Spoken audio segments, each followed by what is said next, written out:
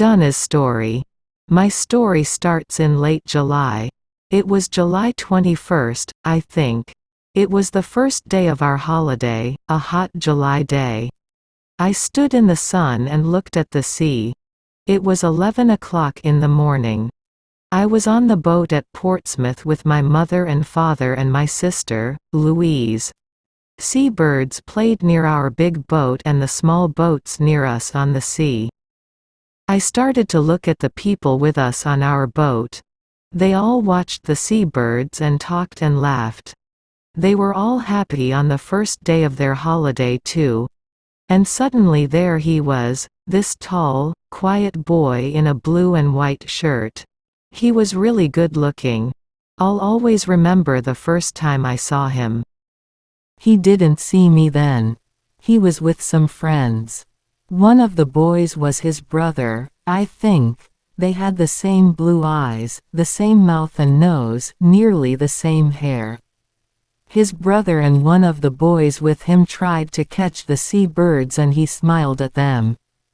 Then they came and stood near us, and they talked about the small boats on the sea. I watched him over Louise's head all the time. His brother and his friends made a lot of noise, but he was quiet and didn't talk a lot. Then suddenly he looked at me and his eyes stayed quietly on me. And he smiled his lovely smile with his shy blue eyes. The people near me on the boat, the sun, the sea, the birds, the noise of his friends, time, it all stopped. At that moment there was only him and me and him. Him and his smile for me. Only the two of us. Slowly, very slowly, the boat started to move away, across the water to Spain. It takes a day and a night on the boat from Portsmouth to Santander, in Spain. A day and a night together, on the same boat with him. It was a big new boat with cafes, shops, a cinema and a disco. In the evening Louise and one went to the disco together. We had a Coke and listened to the music and watched the dancers. But he wasn't there. Then suddenly a tall boy in a black and white shirt came in, it was him. He was with a friend. They stopped and looked slowly at all the people in the disco. It was dark in there and he stood and looked for a long time. Then he saw me and he smiled a big, friendly smile. I wanted to stand up and sing and dance. Dance with him. He came across the room and stopped near our table. And he asked me to dance. Suddenly he wasn't shy with me. We danced together for a long time after that. But then I looked up and there was a second tall boy in a blue and white shirt at the door of the disco, with the same eyes and the same mouth and nearly the same hair.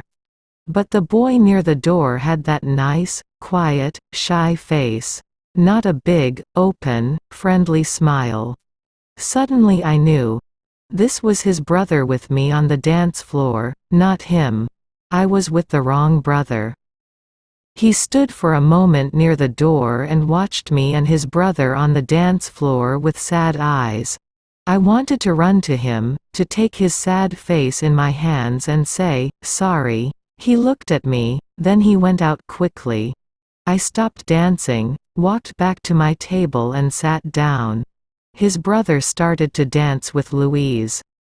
I didn't sleep that night. I thought about him all the time, and listened to the noises of the boat and the sea. In the morning I went to the cafe at 8 o'clock and waited there with my sister for a long time. I wanted to say, sorry, to him.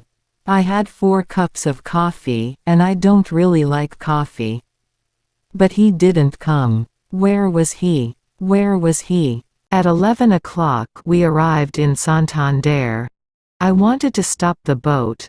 I wanted to stop the holiday. I wanted to go back to England. I only wanted to see him again, to talk to him, to ask his name. But he wasn't there.